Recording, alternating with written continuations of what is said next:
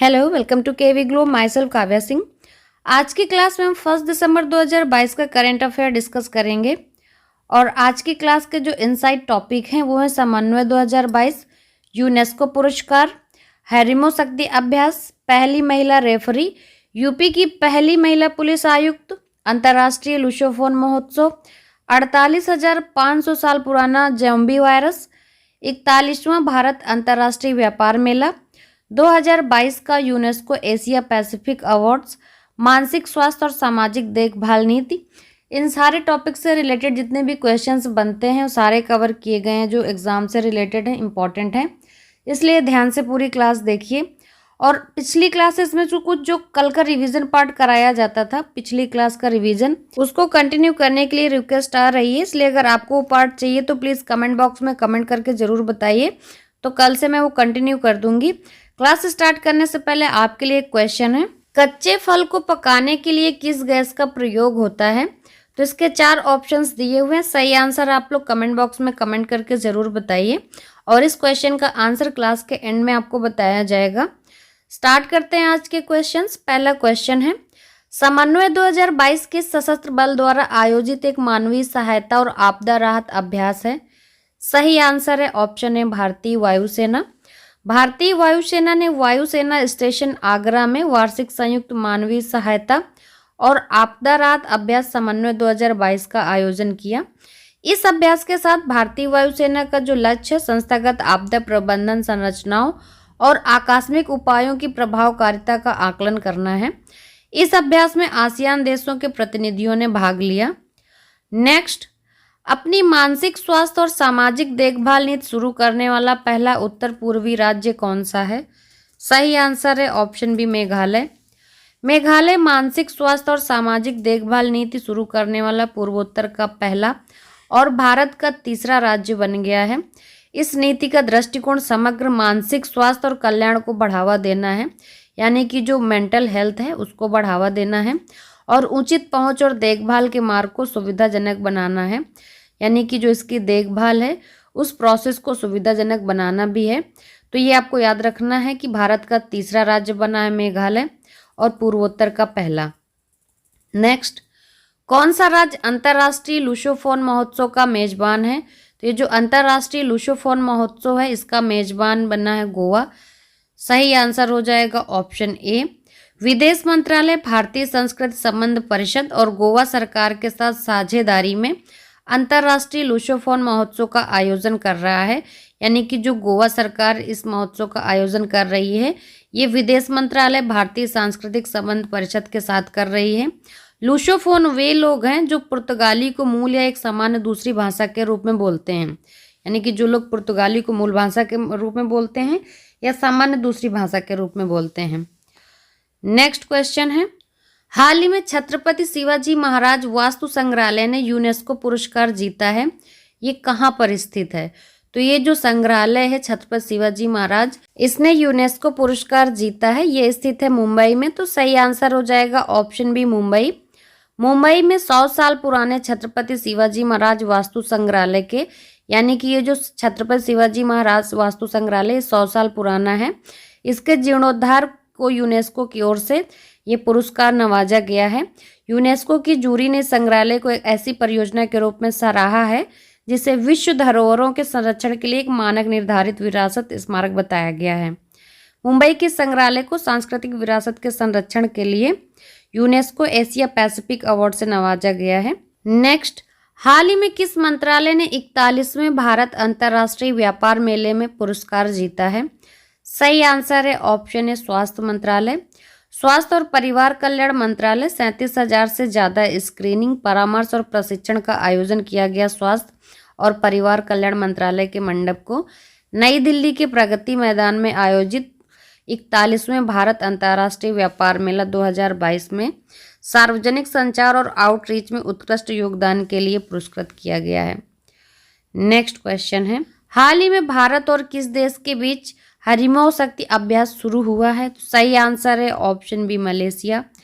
Bharat Malaysia संयुक्त सैन्य अभ्यास हैरिमो शक्ति 2022 ये 28 नवंबर को शुरू हुआ था।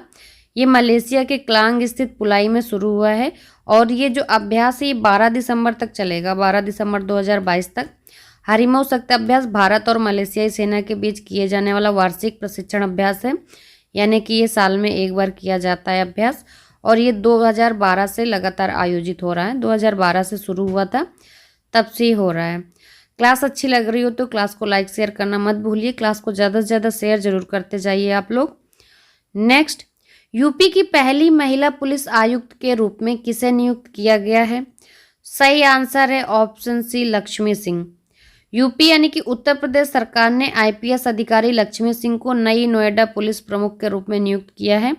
वो यूपी में पुलिस आयुक्तालय के प्रमुख बनने वाली पहली महिला अधिकारी बन गई हैं। लक्ष्मी सिंह 2000 बैच की अधिकारी हैं जो गौतम बुद्ध नगर में आलोक सिंह का स्थान लेंगी। नेक्स्ट क्वेश्चन है, वैज्ञानिकों ने किस देश में बर्फ में दबे 48,500 साल पुराने ज़ॉम्बी वायरस को पुनर्जीवित किया है?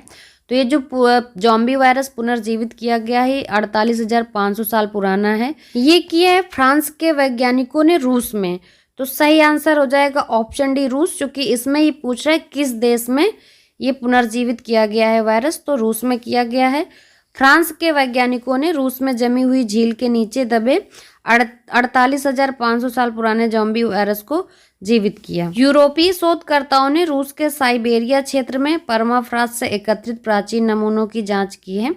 वैज्ञानिकों ने 13 नए रोगजनकों को पुनर्जीवित किया और उनकी विशेषता भी बताई, जिसे उन्होंने ज़ॉम्बी वायरस का नाम दिया।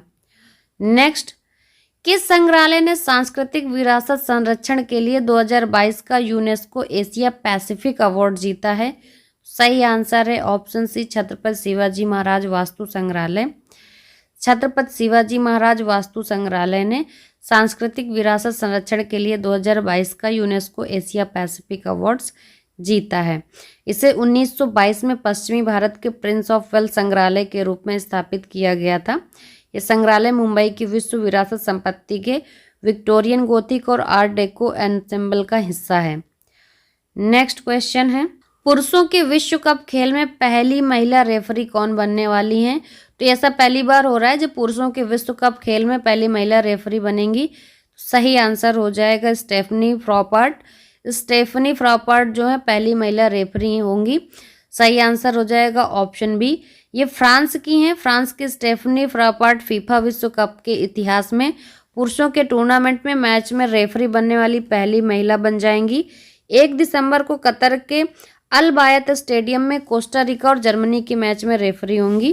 फ्रैपोर्ट league 1 and UEFA champions league game में रेफरी करने वाली पहली महिला भी थी ये। नेक्स्ट क्वेश्चन है, मार्च 2024 तक टाटा के स्वामित्व वाली एयर इंडिया में किस एयरलाइन का विलय किया जाएगा? तो सही आंसर हो जाएगा ऑप्शन डी, विस्तारा। ये जो एयर इंडिया है ये विस्तारा में जो है इंडिया में विस्तारा का विलय किया जाएगा। विस्तारा एयरलाइंस का टाटा के स्वामित्व वाली एयर इंडिया में होगा विलय। सिंगापुर एयरलाइंस और टाटा समूह मार्च 2024 तक एयर इंडिया और विस्तारा को विनियामक अनुमोदन के अधीन विलय करने के लिए सहमत हुए हैं। सिंगापुर एयरलाइंस 250 मिलियन डॉलर या रुपए का निवेश करेगी। इस एकीकरण के पूरा होते ही एयर इंडिया में 2000 करोड़ रुपए का एसेट और बढ़ जाएगा। क्लास के स्टार्टिंग में आपसे क्वेश्चन पूछा था मैंने कि कच्चे फलों को पकाने के लिए किस गैस का प्रयोग होता है? तो इसका सही आंसर है ऑप्शन बी, एथिलीन। जो कच्चे फल होते हैं इनको पकाने के लिए एथिलीन गैस का प्रयोग किया जाता है। कल की क्लास में आपसे जो क्वेश्चन पूछा गया था वो था, हाल ही में ऑपरेशन टर्टसील्ड किस देश द्वारा लॉन्च किया गया है? इसका सही आंसर है ऑप्शन ए, भारत। और इस क्वेश्चन का जिन लोगों ने एकदम सही आंसर दिया है उनके नाम है प्रीति दिवाकर, मोहित कुमार, ममता प्रधान, विकास शर्मा, इंदु त्यागी, अंजलि वेदी। इन लोगों ने इस क्वेश्चन का एकदम सही आंसर दिया है।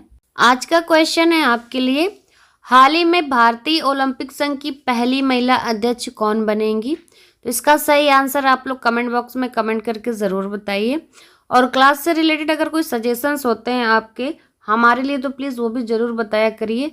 और क्लास को लाइक शेयर ज़रूर कर दीजिएगा। चैनल को सब्सक्राइब करके बेल आइकन दबाना बिल्कुल भी मत भूलिए। And thanks for watching.